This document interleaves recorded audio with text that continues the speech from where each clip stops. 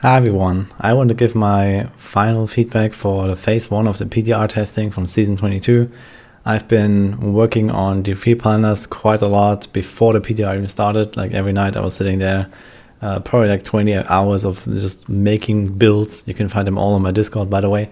So go check that out. It's still a work in progress, so I keep adding stuff. But for the most part, pretty much everything is there for the 22, especially including the 4th cube slot. Also, I've been playing the PTR itself. I've been trying every class almost besides like Demon Hunter, because that's not really anything, or Monk. And well, especially the Witch Doctor I've tried, the Wizard with the 3 builds that are getting buffed. Necromancer I tried, Barbarian with the Leapquake, and the Crusader with the Thorns. So there's a lot of stuff. I have a lot of feedback to give, and before we go into like the actual seasonal testing with the Shadow Clones, etc., I wanted to get this out here to, give some overview, give some ideas, just, the state of the game, basically. So let's start here with the Witch Doctor.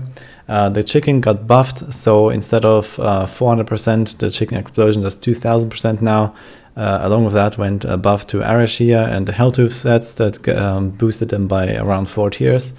Overall, yeah, I tried it. And even in T16, I have to say, it's not really great. So if you want to do a good and efficient build, you're just going to play Mundunugu. You run at 500% moving speed all the time. Everything is going to die one shot all around you. And you don't have to deal with any of this clunkiness of the chicken. So yeah, you are pretty fast, but you can't press any other skills. So you basically lose that speed bonus very fast, because on Witch Doctor you have this Horrify with Wretch's Ring, and then you have the Spirit Walk that you need to spam, and all this kind of stuff. And basically, if you're a chicken for more than like 2 seconds to run, or maybe 3 seconds, it's already not worth it. So that's the issue. On top of that, if you don't one-shot an elite or so, it's really annoying, even if you have the damage and they're like spread out, or they're shield, or it's a snake that goes invisible, you're just standing there with like a 5-second cooldown on your chicken, and it's all really, really bad. I tried it in Speed GRs. I couldn't really go very far with it. So this could be an easy 10 tier buff or 15 tier buff or something like that. My suggestion here would be to give something like more radius, or also like more explosions even when you don't kill anything. So for example, in season 19 we had the season theme where you spawned like some chickens, and they seeked out enemies or sought out enemies, and they would explode. So I would like to have something like that, kind of like you run in and then you get like 5 chickens and they all run in all directions and fight something and go boom. And on top of that, you get the extra explosions when you kill something. So that would be a pretty cool mechanic to just also increase the AoE coverage, which is terrible. And yeah, just in general, not really great. Zombie Bears. So Zombie Bears is really cool. I liked playing it, and it's just way too weak. So there's like 1 item in total that buffs it. Otherwise, you just have the Helltooth set. So you basically try to like push stuff into the walls with Wall of Death, and then have like area damage proccing. Yeah, it doesn't really do anything. So I was struggling a GR 100. With a fairly low setup, but doesn't matter, because with other low setups I was doing like 125, like on Necro for example. So it could see a huge buff here easily. I would also like to just not see some numbers, but also maybe some utility like extra move speed, because you do have to walk around quite a lot. You have to be in the right position to cast your bears. You have to be in the right position to cast your Wall of Death. So this would be pretty awesome. Also, people really like the Grin Reaper. Apparently this has been used in the old build, where back in season 4, I think, where people were pushing with zombie bears and Grin Reaper, and those images were also using zombie bears. Apparently they don't benefit from ring of emptiness, so this is why they don't really do anything, apart from their AI being quite weak too. Maybe that could be fixed. It's like kind of like an extra item, but it needs something huge. It needs like a times 10 multiplier at least, or time like even more, like times 20 or 30 or so. So you can definitely see a huge buff here, and I really like to see maybe also something like where you stack up some damage, and maybe like the Lord Greenstone, where when you don't use the skill you get like a stacking damage buff, and then as you channel it, it goes down again or something like that. I think that would be pretty cool. So it would reward kind of like the setting up the pull, and then you go ham with the bears. So yeah, just an idea.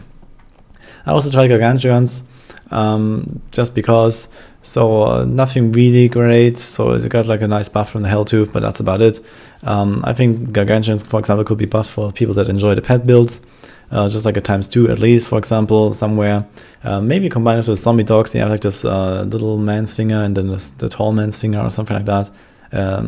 So you have like those 2 rings basically, one that makes like a Garg small and one that makes the zombie dogs big. I think it would be cool to combine the two into like one build. So maybe there's like, an interaction of the zombie dog actually buffing the Gargantuans or the other way around. So when they attack the same target, or when, they have like some aura effect or something like that. I think that would be pretty cool. Otherwise, yeah, but Nivchakta got basically nothing from this patch. So nothing new for speed farming, which was probably the intent with the chicken, but it's just terrible. Zombie bears is nothing more than a bit of flavor. And like also the other buffs to like whatever comes with Helltooth and Arashir, like Firebats, Gargantuans, it's not really gonna be that good enough. But yeah, Firebats could probably be okay, but probably nothing close to Mundunugu. Wizard. So this is where it gets interesting. Wizard has 3 important builds now. So one is the Twister. Twister is probably also one of the most concerns, I guess. So you have those tornadoes that fly around in all directions. They're super laggy. They're basically unplayable in 4-man. It's really not fun. So you stand there, you channel, and then you have to use this Raging Storm rune, and then the Twisters combine and they fly off to nowhere. So you maybe have to channel into a corner or something. And that doesn't really feel great. So you need more control. And also with Rancer's Folly in the build, they just pull enemies around in all directions, and you can't even choose to not wear those bracers because they have the damage multiplier on them. So one idea is to just completely rework that whole thing. So I think it would be really nice to have like one huge Twister that basically you get the Raging Storm rune, or maybe even the Wicked Wind rune on top, which is the one that makes it stand still. But you don't need that. Maybe you just make it slower and slower, so it slowly moves in like a straight path, and you can kind of like decide which direction it goes, and it goes like bigger and bigger, and just deals more damage over time. So you have like a huge Twister in the end that covers like half the screen with like 10 tornadoes inside. And this basically just destroys everything. So that would be pretty cool. It will solve the lag issue because there's only like one Twister that produces damage instances that would remove the lag. And then you also have like more control. You have more AOE. You would kind of pull enemies into the center of the storm with the Rancer's Folly. So all this also sounds quite flavorful. So maybe something like this would be amazing to see if this is possible. It's kind of like just build up the Raging Storm more and more, basically. And well, channeling, I guess you could keep it. I personally don't enjoy it. I just don't really enjoy channeling builds in general, especially on a build like Twisters, where you have these Twisters going in all directions. You have to reposition yourself. It's quite important. And then you're forced to stand still all the time to actually get the damage buffs. Doesn't really make too much sense for me. Next, Typhoon Hydra. So I really like it. So they reworked it so you don't need to channel anymore. At least the set version with the Frost Hydras. So you use like Spectral Blade to get like shield, and then you have the Blizzard. And then you stack up the Arcane Dynamo and the Blade buff and so on. So yeah, basically just run around, position yourself properly, have to Hydras kill some stuff. Pretty cool. Sometimes you can use like a Black Hole to actually get a killing blow to spawn an Oculus Ring, and you can jump in and so on. So that was quite fun. There's actually an RGK option that is quite strong. So Rob has shown this on the PTR in 4-man, 150, 2.5 minute skill. That's quite good, obviously with high Paragon. But compared to other Riftguard killers, it's very good. So it's probably like the, I don't know, maybe 3rd best or so in the game right now, behind Crusader and then like something like Bone Spirit. So yeah, there's that. It could be bumped up a few tiers, and then I think the Typhoon Hydra at least could be quite nice. A lot of people seem a bit concerned with the 4-piece bonus, with the Hydra heads dying and so on, but there is a 2-second cooldown on that. You have time to react. And it's not like, you're losing them all the time, because generally you want to be shielded anyway. You don't really lose your Hydra heads too much. And I didn't really have any issues even with the lower Paragon level. So I think the people that really try, they should be fine overall. Frozen Orb, I believe, is pretty cool. So I really enjoyed trying that one. And it just overall feels complete. You have everything you want. So I think this could also be bumped up a bit. All in all, like all the 3 wizard builds seem a bit on the weaker side. They're good, you know, they're gonna do like maybe 140 or so, plus minus. And yeah, that is still like, you know, quite a bit behind. You know, if you look at something like Crusader, that's gonna be easily blasting 150. Necromancer 2 probably. Goldier is gonna be close to that. Monk is gonna be at least 145 and so on. So Wizard seems a bit behind, but also there's one more thing, and that is the Death Wish. So I already talked about this in another video, and basically what happens in Season 22 is Death Wish will be in the cube for every Wizard build, and we're back to channeling. Or in some cases, like the Frozen Orb, you're not permanently channeling, but you are like tapping the channeling to get the Death Wish buff, and then you just tap Frozen Orb, and so on. So I've already shown this, and this was originally like done in a run by Alexi. So it just seems not really, like, it seems like it missed the point of the whole Death Wish nerf, basically. So we wanted to remove the channeling playstyle, and now we need to use a channeling skill and we need to use the Death Wish. There's no other options, there's no variety, and everybody's gonna have this. And then after Season 22, Wizard is just gonna fall way behind again, because Death Wish is a huge multiplier, and if that is gone, then yeah, Wizard is gonna be somewhere in the dust again without some crazy buffs again. So I would rather just solve the problem now, rework the Death Wish, or, you know, kill that interaction or something. Maybe rework it into pure channeling item. I don't know, just, you know, buff the other stats that we have right now. The Hydra, just add more numbers to Frozen Orb as well, and maybe the Twisters, depending on what gets done with that build. And then we can just safely, you know, ignore that Death Wish exists for now, maybe until, you know, another build comes around in the future. So this will be my suggestion, and I think this should not really be the meta for Season 22, because I think there's a lot of hype for the Wizard. A lot of people probably enjoy at least one of those 3 builds that are going to be good on Wizard, and this is just kind of like taking away from that again. Next is the Crusader. This is actually the first thing I tried on a PTR. So the Thorns Bomb, I guess most of you have seen it. It's really OP, really strong. I really like the playstyle, I like the gearing. I think that overall it's too strong, so it could be brought down a little bit. I would especially tackle the 2-piece Invoker here, and I would like streamline the damage a bit. So right now what happens is that when you have no density, or you're just fighting a boss and you don't get any blocks, you don't do any damage. So you really rely on blocking a lot. You stack block chance to the max, and then you have a really high like density. You walk in there and you get like, you know, 20 stacks on Invoker, and it gives you a huge multiplier for your Thorns, and then you just destroy stuff with area damage. So this is how it goes. I believe this is like a little bit of too much of a range, because, you know, in no density you just don't do damage. Boss fights can be horrible when you don't get the right boss. When you get Olash, you just destroy him in like a minute on 150, because you block his beam like 20 times a second. So it's very inconsistent. So I would reduce the cap of the Invoker stacks to something like 10 or 15, but compensate with like increased duration. So it's kind of like, you know, a more streamlined experience, so that you're always between, you know, somewhere like 5 to 10 stacks at least, and then maybe sometimes you get a bit more. And that would, you know, kind of like, yeah, give overall, it would make it a bit easier as well, I guess. It would make it less fishy, and maybe also bring it down a tiny bit. So maybe they could also, like, you know, just slightly tune down the numbers, you know, from 500% on the bombardment items to maybe 400%. So that would be like a slight nerf. And then, you know, we could still have, you know, Thorns Crusader as like a really, like probably the top build anyway, but just like a little bit lower. And then Invoker could be compensated, you know, for like this kind of change, or just in general, Invoker could be like buffed by a lot, you know, kind of like another variation of a Thorns build, because why not? Novels, the Steed Charge set, I believe that the buff is a really good idea. So this opens up, you know, some of the possibilities, especially in Season 22. Rift Guardian Killer Crusader with Veiler set and Heaven's Fury is going to be ridiculous with this. You're just going to chop down the bosses really fast. There's nothing that comes close to that, I guess. Not even the Hydra Wizard with the Death Wish. But yeah, that's how it is. And yeah, just in general, yeah, it opens up, you know, some more combos with Akans plus the set, or with some of the other sets, and maybe you can do hammers, maybe you can do roll-ons. So there's some room for experimentation, but unfortunately mostly because of the 4th cube slot.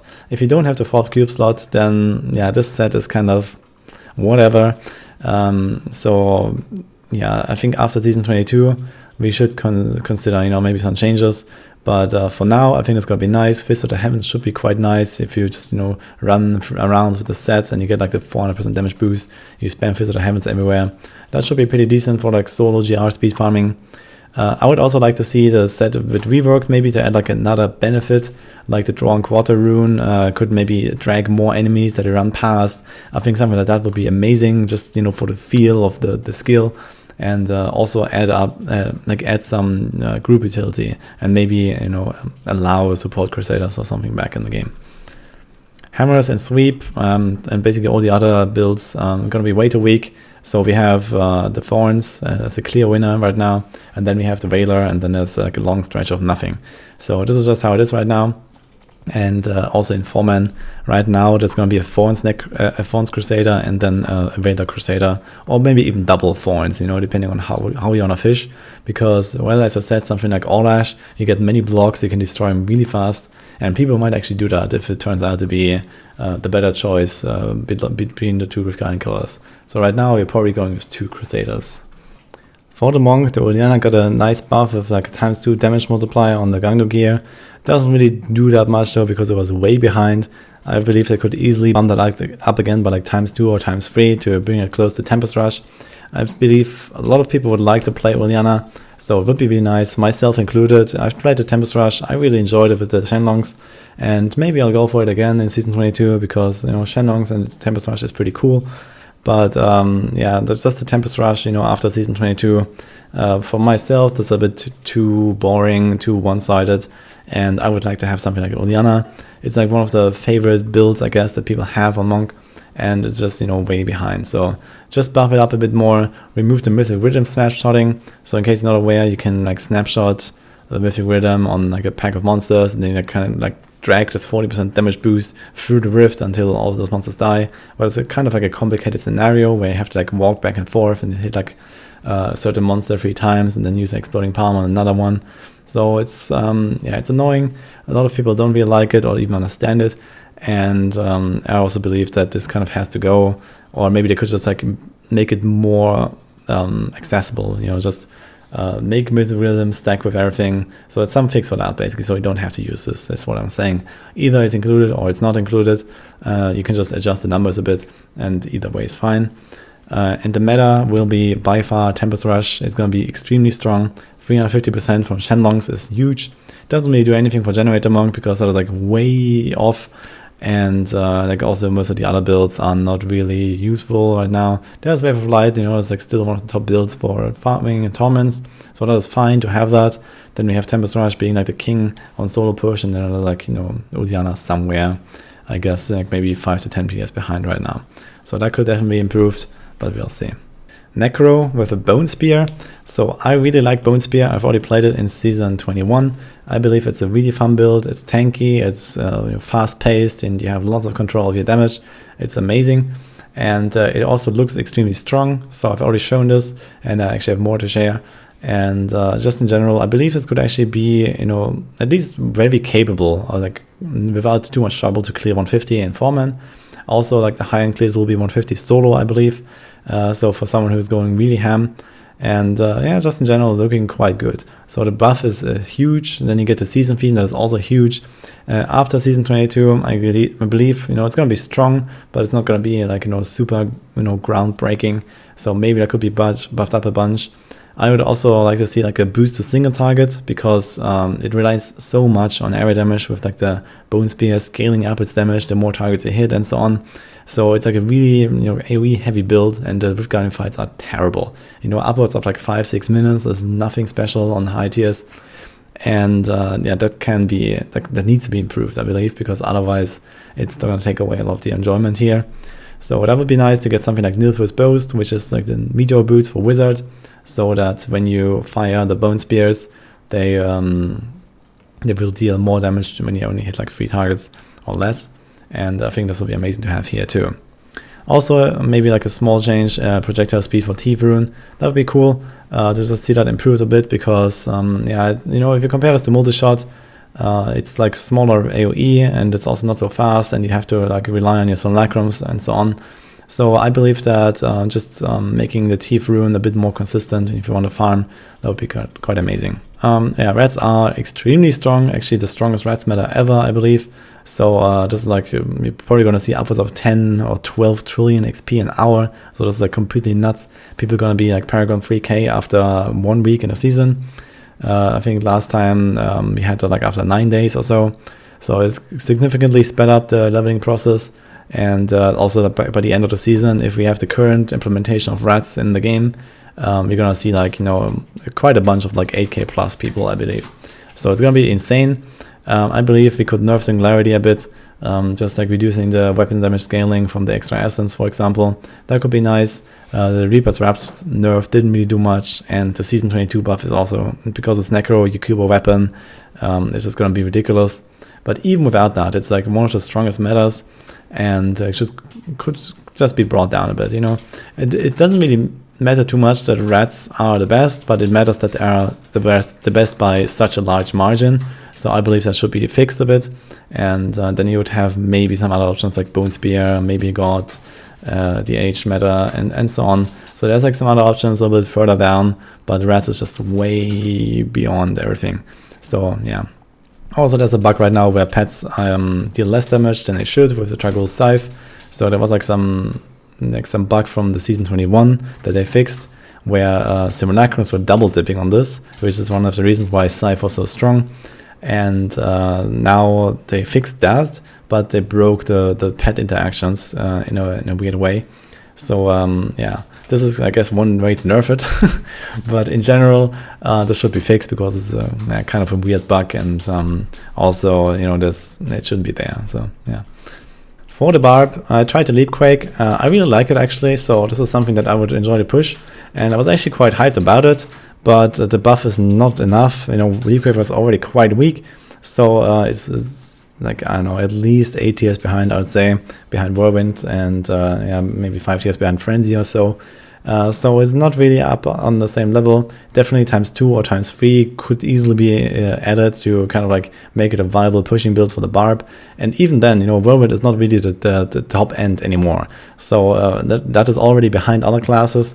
And Leap Quake doesn't really get much from the season theme.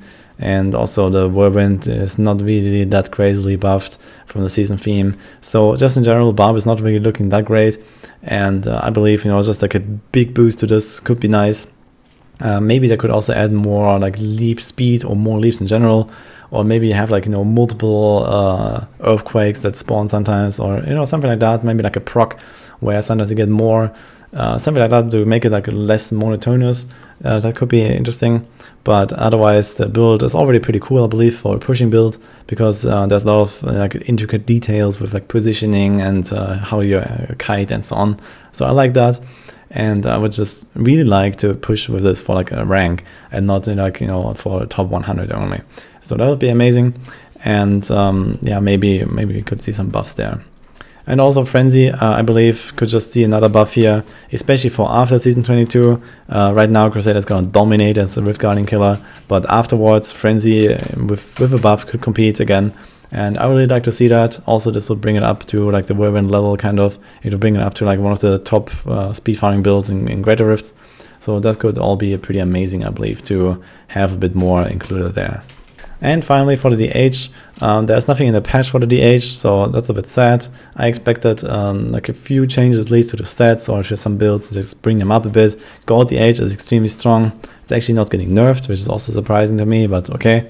I believe if they ever want to nerf it, then they should nerf the maximum amount of pierces for the hanging arrow, because this is like one of the biggest offenders that causes the gold DH to like outperform other builds so easily in the high GRs. Because when you have high density, you get many pierces, and for each pierce you add more and more damage, and then you have missile dampenings that just like you let your damage go through the roof.